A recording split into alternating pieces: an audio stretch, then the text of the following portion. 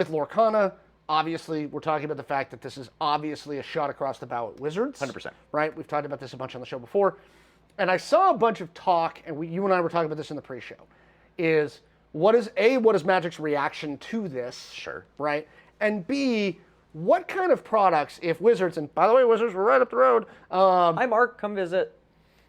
If we were going to say to Wizards, Thank you for the rate. This is the kind of product we think you should put out, right? Because right now we've got a variety of different types of products that Wizards does, right? What would fix some of the problems that they're seeing in their game right now, especially now that we're kind of getting the feedback, the real feedback from Commander Masters? Go check out our YouTube channel about that. Yeah. If you haven't seen our discussions on that. Yeah. What do you think? What do you think is the way to do it? So, like, one of the things that I saw was somebody saying, release a larger booster pack with all commons, but staple cards. Sure. So, like, because what I could see in that regard, here I am dreaming up new products. If that's the idea, staple cards. Call them Commander intro packs. And let's say I'll get a little jargony with Magic here. So the Magic players in the chat will know stuff, and others, I'm just listing off cards that you would need in this particular thing. So for a white Commander staple pack, it's going to have Path to Exile. It's going to have Swords to Plowshares. If it wants to be pricier, it's going to have cards like Smothering Tithe. It's going to have cards like Teferi's Protection. So cards that go into almost any, in this case I'm talking about Commander, deck that runs white. And you buy that, and it is your, cool, I have all of these staples that I need here. And so also, they could do that. Good, because if you're building multiple Commander decks, and you're like, oh crap, I'm building another one that uses a lot of white. Yeah. I need a new white staple deck. Yeah. A white staple deck. So this, to me, was very similar to what they did with the print boosters, specifically around New Capenna. The theme boosters. The theme boosters, yeah. sorry. It was, you're not getting expensive cards out of these boosters, but what we're going to have is we're going to put in a 35 for $10, yeah. which for Magic is cheap, right? But they're going to be staple cards. They're going to be real basic stuff that you're going to want to have a bunch of to functionally work these decks. And then the theme boosters had like a random rare slot. And they flopped. Absolutely. Okay. And I don't know why. Because I bought a bunch of them. I was like, this is actually kind of a neat product. Yeah. Right? And what's interesting to me about this is we've talked about it before. The theme boosters have been replaced by Jumpstart. Literally. That was Wizards' statement of there will be Jumpstart releases with every major standard set, and this is replacing theme boosters. That was their explicit statement. If theme boosters had been marketed as just add land, that's a very different kind of marketing that maybe would have landed really well. And this is what is interesting to me is I don't know if, for me, the conversation is so much what new product was Wizards need. It's what are the sliding doors of how they could have pitched things differently. Because if theme boosters replaced just pre-constructed starter decks, because wind back the clock a few years, they had these things called Planeswalker decks. Yeah. It was a pre-constructed 60-card deck built around the identity and flavor of a particular Planeswalker. Got it. These Planeswalkers were almost universally looked at as much lower quality. They were almost always 6-drops, so they were almost always cost 6 mana, so that's fairly expensive in your the later context game. Exactly, yeah. You've played a lot of your other cards before you've played that, or something has gone wrong. And this was meant to be the intro product. Buy a couple of these, play them against each other. They were tuned to be kind of an even match against each other. Now, that was in the era before Commander became the very dominant format. And now, to me, I see Wizards putting out so many different kinds of product. I think what's more interesting to me is to highlight the things that I think are, hey, cool, maybe more of that. And what's really interesting is Mark Rosewater recently came out on his blog and flat out said, the power level of a set determines its price. That's weird. Yes, which is very interesting. I because, also don't believe him. Well, that was, so in the conversation, and I have a complicated relationship with Mark Rosewater, if only because when I listen, he has a podcast called Drive to Work. When I listen to his Drive to Work podcast, Mark Rosewater strikes me as an incredibly creative man who I could see as being kind of hard to work with. He says me a lot and then corrects himself and says me and my team. This strikes me as a guy who knows he is very creative and maybe has a hard time letting go of the reins of certain things. I am inferring a ton here and probably not being as charitable as I should, and I'll own that. But he uses his blog, Blogatog. I think he is like one of 9 people left on Tumblr. And so he uses this blog, Blogatog, to talk about a lot of things. And one of the things he did is he requested feedback on Commander Masters. And one of the things that came up was, why is this so expensive? And he straight up said, the cost of a set is dependent on its power level. So a typical standard legal set is cheaper because it is typically lower power than you look at something like Commander Masters with the cards that are being reprinted.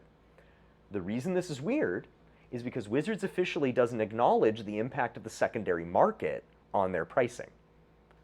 Technically, as far as they're concerned, what you're selling a single card for here in the shop does not affect how much they are pricing their stuff.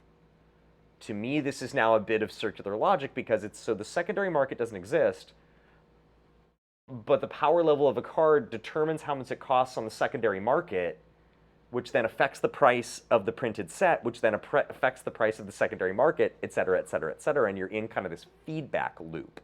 So to me, the question that I would say is not so much what new product does Wizards need to come up with, it's Wizards, are you willing to make less? And you talk about not liking capitalism, talk about whatever. If Wizards is willing to not come up with a brand new inventive product, but put more highly desired staple cards into more things, I think that's what moves their stuff. If you're trying to fix something. So I think you do that with, so one of the things that I got to when I was reading a lot of this discourse on Reddit and various other platforms, which is they need to do all these things, get this stuff more in there.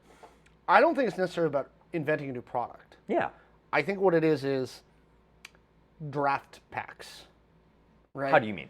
Make those more, because like, unless we're selling for draft, yeah, and Commander Masters being the exception to this rule, most people don't buy draft booster packs.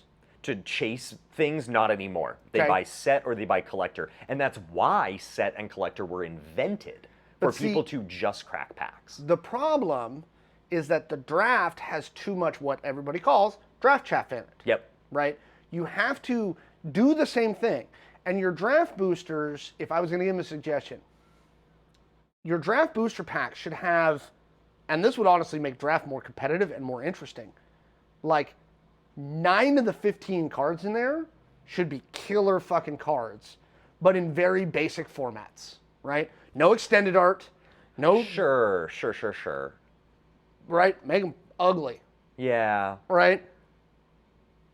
But make those useful cards and just stick them in the draft packs. Yeah. Right? So the draft packs aren't just something that people are like, right? Or just are used for draft. Sure. Because let's face it, 90% of the draft packs that leave this store leave in the form of, we ran a draft. Yeah. We're giving them away as like gimmies. Prizes or something like that, yeah. Which, interesting, in the chat here, we're seeing some comments about power creep and that sort of thing, which I think that, to offer just another perspective, as somebody who I really enjoy drafting Magic, because it is, sets are designed, both considerations are given to how is this card going to play in various different formats of Magic, because Magic is a lot of things. It's Commander, it's Pioneer, it's Standard, it's Draft, it's Sealed, it's Oathbreaker now, it's Pauper, I could keep going. There's so many different ways to play Magic. It's also the set itself. Yep. It's internal mechanics. And I, as a guy who really, really likes draft, I kind of like draft boosters the way they are, because what's interesting is if you rewind the clock 15 years, let's say. Where we just had booster packs. Well, it was draft boosters and it was kind of whatever else they were doing at the time. You know, whatever other product. But yeah, you just had the one kind of booster. They didn't even call them a draft booster. It was just a booster pack. Yeah, we've got like the Dominaria. If you look at the Dominaria box that's sitting on my thing right now, the original Dominaria, it just says booster pack, because that's what it was. But what's interesting is there were cards, oh my gosh, in old sets. I have a box of Dominaria Remastered. If you want to know what old Magic is like, come and do a draft. I've got all the packs. All you have to do is show up. Come and draft Dominaria Remastered with me, because you're going to find, like, a 4-mana 2/2 with a downside. Like, this was some of the cards that were printed. Actively bad cards. In today's Magic, there are almost no, in a limited format, actively bad cards. Interesting comment here in the chat, if you have the money to, so the comment here is, sounds interesting if you have the money to dump into a competitive deck. I would say that's true, but it's also why I love drafting, because there it's just a question of, do I have the money for this draft? And those aren't very expensive, typically. Yeah. Kind of looping us back around. Ishnatal, I definitely say correct for constructed. Bringing this kind of back around. What do we think? I mean, is Wizards just straight up going to do a price drop, right? In response to Ravensburger? In my heart of hearts, I hope so. Because, again, a starter deck, a baseline deck out of set 1 is going to be $16.99 at MSRP. Yeah. Right? You can't get anywhere close to that with Magic, right? I'm trying to think. The Challenger decks generally run about 35. Yeah. 35-ish. Yeah. Right? Commander decks generally run between 45 and 50. Yeah. Right? Unless it's a crazy set, right? Like Lord of the Rings, right? They gave out the 1 starter kit, which was 2 decks for $24, but talking to, again, all our Magic players, that product was specifically for, you are new to Magic. You've never played, and you've got a friend, and both of you are like, I could try Magic, and you grab that, and you're literally able to play right away. Yes. Do you think they just do a price drop? What is their strategy? Yeah, in my heart of hearts, yes, I hope so. Because I like Magic. I like playing Magic. I want more people to play Magic because I want more people to do a thing I like doing with. And if Magic were cheaper, more people would be able to play. I keep coming back to the thing you and I talked about last time that I think very much is worth repeating. I was listening to some content that was talking about year over year, Wizards does not want you. I'll be more broad because it's easy to dunk on Wizards these days, and honestly, it's hypocritical of me to do so because I love their game and I buy their stuff. So I want to be thoughtful of how much I'm dunking on them. Any company wants you to spend more on their thing next year than you did this year. Because as you've pointed out, tech has trained the investor class to expect explosive growth. Mm-hmm. So Wizards is not satisfied if I spent $1,000 on Magic last year and I spend $1,000 again. They want to know why I'm not spending $2,000, $3,000, $5,000. That's the culture that any corporation has been trained to get into. And so, to me, I do hope it's a price drop, because as I'm seeing in the Twitch chat here, talking about artwork, talking about, this is what I thought was cool, some content I was listening to, talking about artwork, talking about just the core mechanics of the game of Magic. Magic is a very well-designed game. I am on the record on your stream as saying, I think it's the best game ever designed. And I stick with that. And the internet will come after me for it someday, and it'll probably ruin some political career I try for, because someday being able to say that this guy thought Magic was the greatest game of all time will be the reason I don't get elected to the Senate or something. Again, that's fine. Greatest is I tend to stay away from those words. I understand. It is a very well-designed game, and it has shown its staying power. Yes. And so to me, those are things that Magic does really well. And I am in a little bit of a if it ain't broke, don't fix it thing, because to me, when I look at the community, I see in the chat here, I would love to be mayor of like a small town. If you know where Langley, Washington is, most of its politics are rabbit-based. I would love to be mayor of Langley, Washington. Anyway, the trouble people are discussing right now with Magic is very often the price. Now there's other things. We're hearing some rumblings about the MTG Ambassador program, what's going on with that. There are things that are a concern.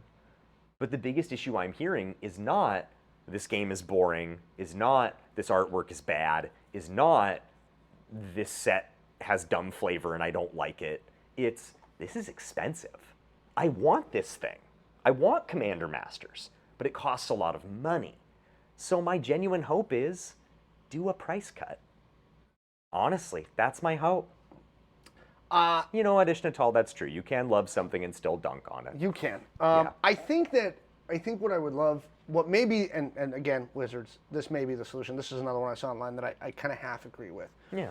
Maybe there's just a further demarcation. Maybe collector boosters become like, look, it's all foil, it's all extended art, it's all box. It is a pack of rares. That could be a thing. And take the commons out of the collector boosters. Take the commons out of the collector boosters and make collector boosters $70. Yeah. That's fine. And just have it be like, whales, here. This is your thing. This is like, right? It's all rares. It's because honestly, that would put me in a position. The reason I don't buy collector boosters is because I am chasing value on about 5 of the cards in that 15 card pack. And I know for a fact most of the other stuff in there is going to be a foil common that I don't want. Because whatever is happening with, from my experience, most card games foils today, Pokemon does them, Magic does them. I will be really interested to see if Lorcana's foils curl. Apparently they don't. The initial reports are I'm fascinated to see about that because that is my thing. Card quality is going to be a big piece of this Lorcana. Yes, it is. I actively don't want foils. I just don't because they curl and because I don't want to have to manage them. I have no interest in blinging out a deck with foils. Yeah. That's why I don't buy collector Again, boosters. this is why it's like, make a demarcation. If you want all the blingy alt art, fine. Go buy that, you know. And I'll enjoy my $4 draft booster. Right. You know, and it's fine. Because the nice thing, here's the thing I love, it's if you want to develop a much healthier perspective and also make your life substantially more difficult, but substantially more joyful, get a 6-year-old. Totally breaks the jadedness that I have about opening packs. Because as a Magic player who's been playing Magic for 20 years, I crack a pack, and if the rare's not worth something, there is a noticeable, like, bummer. A 6-year-old doesn't care. He is widely excited about a 6-mana 6/6 because it's a great big dinosaur and it's cool. Opening packs with a 6-year-old is one of the best things you can do because the joy that you will absorb through them as you do that. If you would like me to lend my 6-year-old to you and you're not creepy and weird to open packs with here at the shop, let's do it. Let William crack your packs. He'll love it. Hey, look, you made it to the end of the video. So that means that you need to like and favorite and subscribe and turn on the notifications so you can find out about all the other cool stuff. And check down in the description because our address is down there, so you can come hang out with us in store. So thanks for watching the end.